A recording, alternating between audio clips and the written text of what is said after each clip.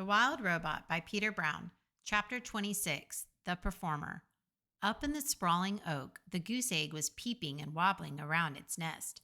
"Mama, Mama," said the egg. "I am not your mother," said the robot.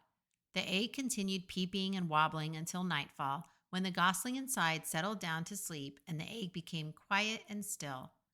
The robot was about to settle into her own kind of sleep when she heard something in the underbrush below. Roz peered down from the branches and saw weeds rustling in the moonlight. A creature was crawling past, but the creature laid low, hiding in the darkest shadows, so that Roz couldn't see who it was. Roz wasn't the only one watching. A pair of furry ears rose up behind a log. The ears belonged to a very hungry badger. He lay in wait as the shadowy creature came closer and closer, and when the time was right, the badger pounced.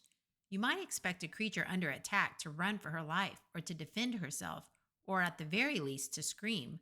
But when the badger pounced, this creature just rolled onto her back, stuck out her tongue, and died. Not only was she dead, she was rotten, and the badger's face twisted with disgust. "Bleh, what a stench!" He pawed at the stinky corpse a few times and then gave up. "No thanks," he grumbled to himself. "I'd rather eat beetles." And the badger hurried off to find a less disgusting meal.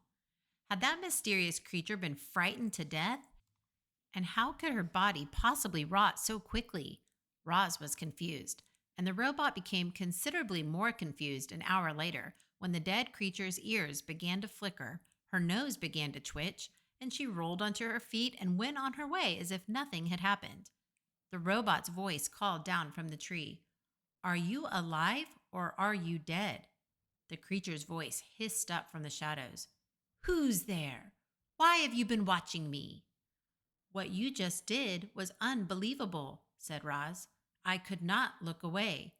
"Unbelievable? Really?" The creature's voice seemed to be softening. "I thought perhaps I overdid it when I stuck out my tongue." "I was certain you were dead." "Oh, what a lovely thing to say." "Were you dead?" "Well, of course not. Nobody can actually come back from the dead. It was just an act." "I do not understand." "It's simple. I knew that if I played dead and really laid it on thick, that old badger would be so disgusted that he'd run off. And that is exactly what happened. We opossums are natural performers, you know." "So you are an opossum." Roz's computer brain quickly retrieved any information it had on opossums. "You are a marsupial and are nocturnal and are known for mimicking the appearance and smell of dead animals when threatened." "It's true, death scenes are my specialty," said the opossum. "But I have a wide dramatic range, believe me." "I believe you." "Have you done any acting?" said the opossum. "I have not," said the robot. "Well, you should. You might enjoy it. You can start by imagining the character you'd like to be. How do they move and speak? What are their hopes and fears? How do others react to them? Only when you truly understand a character, you can become that character." The two odd creatures sat there, one in a tree, the other in the weeds, and talked about acting. The opossum went on and on about her various acting methods and her triumphant performances, and our robot absorbed every word. "But why do you pretend to be something you are not?" said the robot.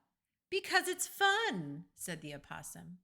"And because it helps me survive, as you just saw. You never know, it might help you survive too." Soon, the robot's computer brain was humming with activity. Performing could be a survival strategy. If the opossum could pretend to be dead, the robot could pretend to be alive. She could act less robotic and more natural. And if she could pretend to be friendly, she might make some friends. And they might help her live longer and better. Yes, this was an excellent plan.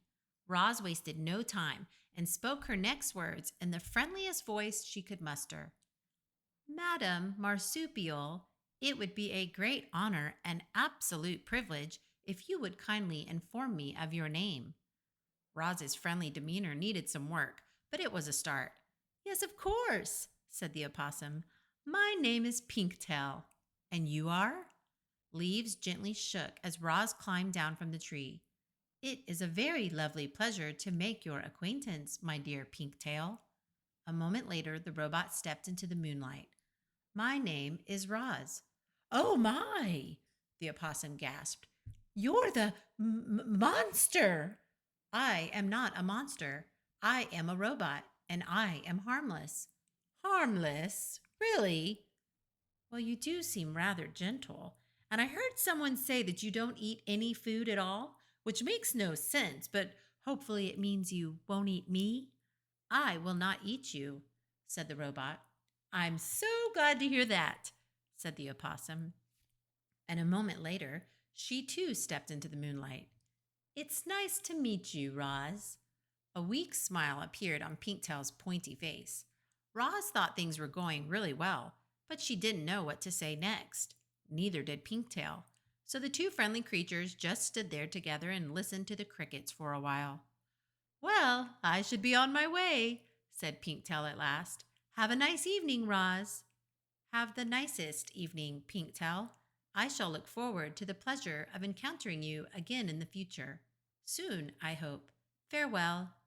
With that awkward goodbye, Pinktail slipped back into the weeds, and Roz climbed back into the tree.